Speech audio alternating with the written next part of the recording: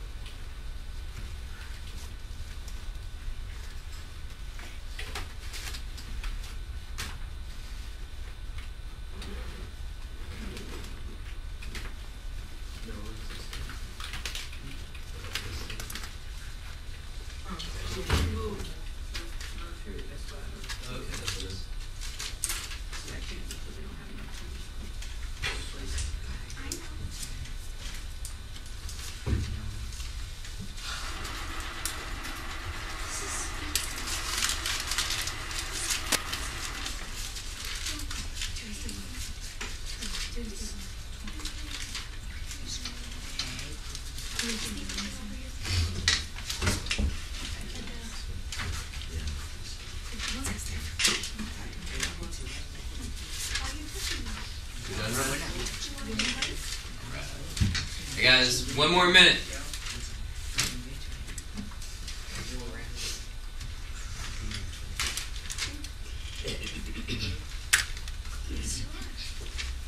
Think about some of the places that have new in their name. That's one. All right. There. Hey guys, all right. Guys, hey, that wasn't really so much a discussion point. New Orleans, that's good, but that wasn't so much of a discussion point. But let's get these down in our composition books. There.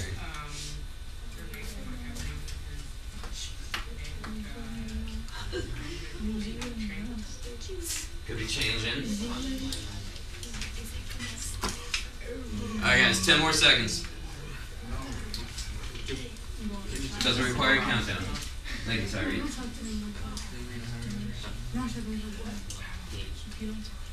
All right, Chris. Chris, let's hear it. Many places have new in their. Many places in the U.S. have new in their name because they are not part of the original states. They're not part of the original state. All right, Angel. Back then there was only 13 states to start off with, so once the new state was formed, the founders called it new. All right, looking ahead to the future. Empress. Because they were the old colonies, like from different places, like New Mexico was named after Mexico, but somebody who conquered Mexico came and they found it and they called it New Mexico.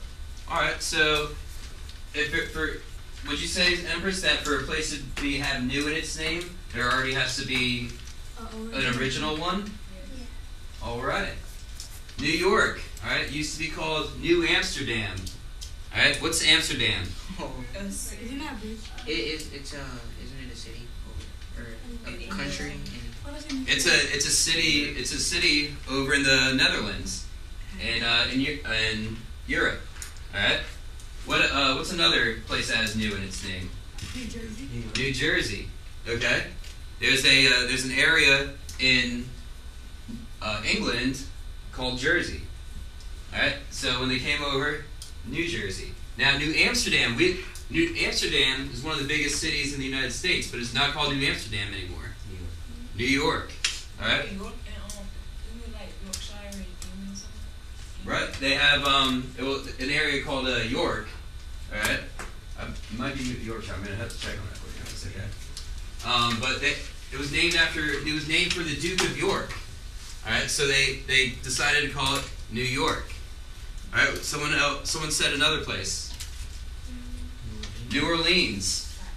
All right. That's gonna be a big one. Okay. New England. That's a whole region. All right. New England was heavily populated by English settlers, so they just decided to call the region New England. Okay, today we're going to be talking about what kind of impact did the establishment of French and Dutch colonies in North America have on the Native Americans. What do we think that means? Samantha, you want to take a stab at it?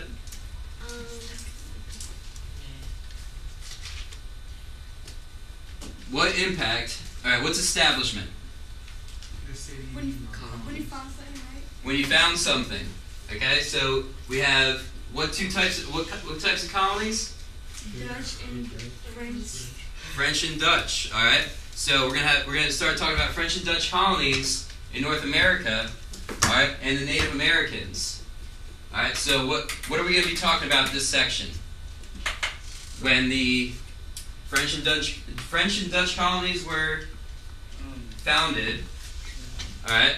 How did that affect the Native Americans? All right. There's going to be a few things that we're going to have to understand to figure this out. Okay. The first one is we're going to have to describe how New France spread into the interior of North America. All right. What's the interior of something? The inside. The inside. All right. So what would be the inside of America? Like right in the middle. Middle. Right in the middle? The heart. Right here? No. No small. Yeah. Kind of hard. Smaller. Well, I mean, it's the interior. Right? Remember, everyone that had come over to what's up, Gabriel? It's not to go from Mexico. Gulf of Mexico is a little bit of the interior, and the French are going to get there, and they're going to figure out how to get there. All right, but we're going to talk about how they got into the more into this area, okay? But so that's the interior. What would this be? The exterior. The exterior. Excellent. The rear.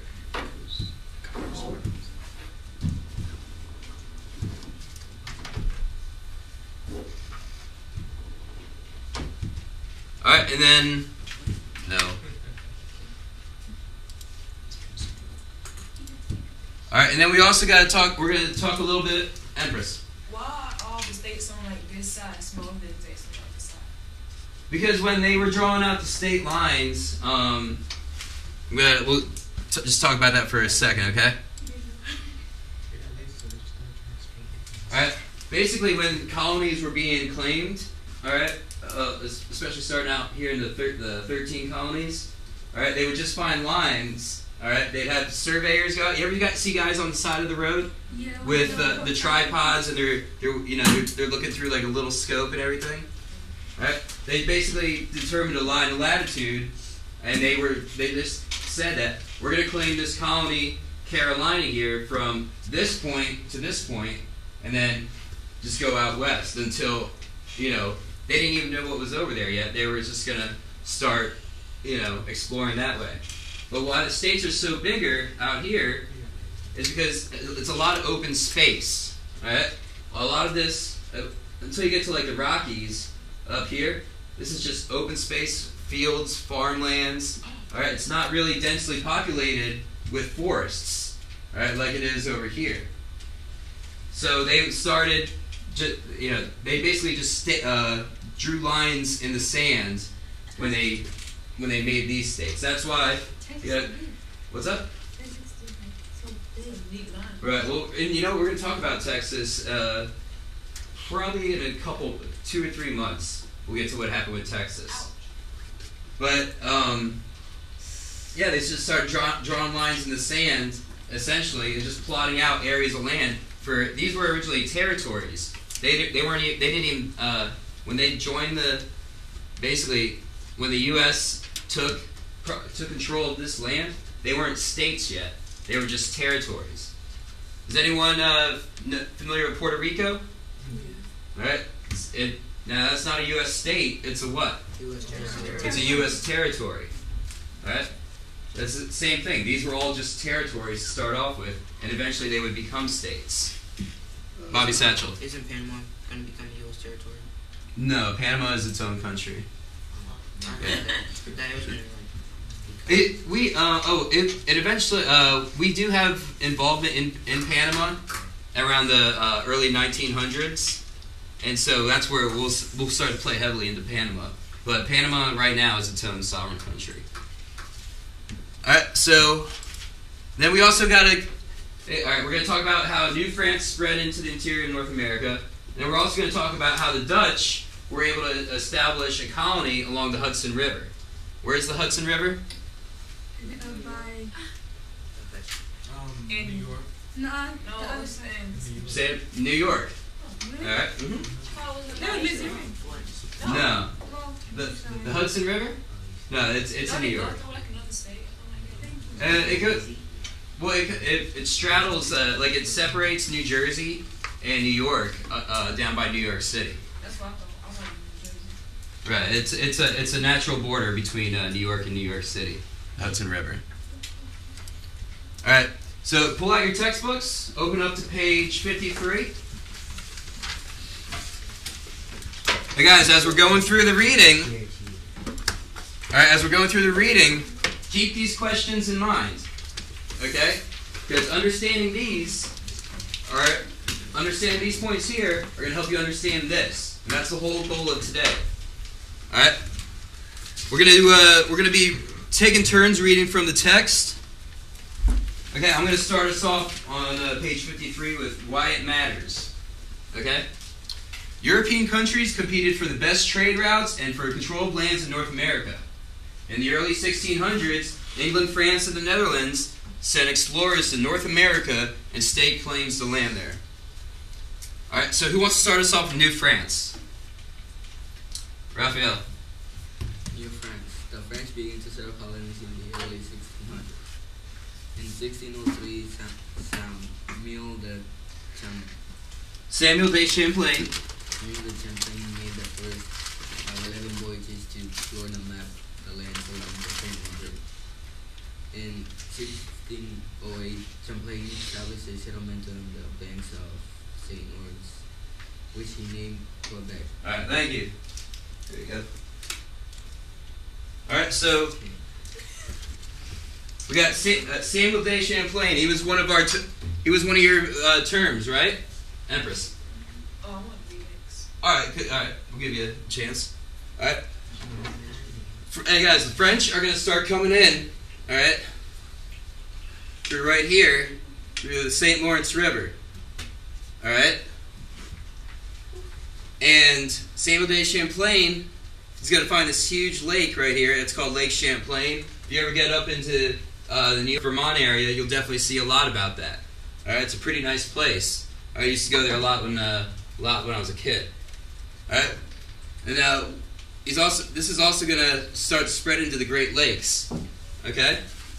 So we got Samuel de Champlain, and where did he punch in at? St. Lawrence. The St. Lawrence River. Alright, so Empress, continues. From this base, he ventured east in 1609 and explored the large lake on the border of present-day Vermont and New York that bears his name. His activities gave the French an influence in region that lasted nearly 50 years. Alright, thank you. Alright, and so that's Lake Champlain right there. Okay? Now, going back to our bell ringer question, why do many places in the U.S. have New in their name? Alright, what do you think that they're going to start to call this area? New York. No, New France. New France. Remember, York was an English, or Yorkshire was an English area. Alright, so we're talking about the French here. So now we have New Spain, now we have New France. Okay?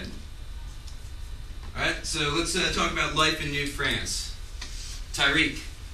New France, as the French colony was called, developed in quite different ways than New Spain. As you know, the Spanish sought gold, silver, and other precious minerals. The French, on the other hand, profited from fish and furs. Alright, thank you. There you go. Alright, so, oh, hey guys, this candy, alright, it gets eaten here in this class, and there are no wrappers left whatsoever. Are we all in agreement on that? You gotta tell me twice. That's fair? Yeah. Alright. Okay, so what they're doing here in this part of the text is they're contrasting or tell them the difference between Spanish settlement and French settlement. What was? How did the Spanish? How did they conduct themselves with the Native Americans? Mean. All right. What did they do? Lavina. They're making like work, like they're treating them bad, like they were forcing them to do stuff. They enslaved them. They were forcing them to do stuff. Jonathan. All right. Exactly. All right. They basically exploited or took advantage of them. All right. But what are the French doing? Tyree. Trading with them, like making them. All right. They're trading with them. They're having friendly relations. Okay. Who's next? Gabriel. All right. The Spanish forced Native Americans into hard trade. The French traded with Native Americans for animal skins so highly valued in Europe. Beaver skins sent to Europe and made into hats were profitable items. All right. So they're going after furs. All right. Furs are a pretty popular item that the explorers and the traders in New France were able to send back to France. All right, and they were able to make stuffed hats out of them. All right, there's going to be a demand for stuff in the New World back over in Europe. All right, so these explorers are going to be able to start to make money for themselves. All right, they're going to be able to start doing a lot of what with the Native Americans? Trade. All right, and if you're doing a lot of trade, all right, would it be good to just go there every once in a while, and because that's gonna do what, Malcolm? It's gonna stop and then start it back over. It's gonna start and stop it back up, or it's gonna stop and then start it back up. And what are you losing when you do profit? Excellent. All right, so going on to page 54. All right, who wants to talk about this pattern? Tyreek, you already read, right? Yeah. All right. How about Angel? This pattern was set during Champlain's first days in America. He established the colony's first settlement, a trading post, in what is today Nova Scotia in 1604. Nova Scotia. Nova Scotia in 1604. As he continued to explore the region, he convinced the local Indians to bring pelts to the trading post established by the French. Trading posts such as Quebec City and Montreal became busy centers of commerce. All right. Now, on your maps there, on page 54. All right. Look at the blue line. Okay. What's right there? Well, not so much the explorer. Okay, but what does that blue line follow along? The what? The St. Lawrence River. Okay, so if you're going to trade, if you're going to conduct a lot of trade, if you're going to move a lot of goods, okay, what's one of the easiest ways to do it? A river, like an ocean thing. Oh, we have a consensus over the water.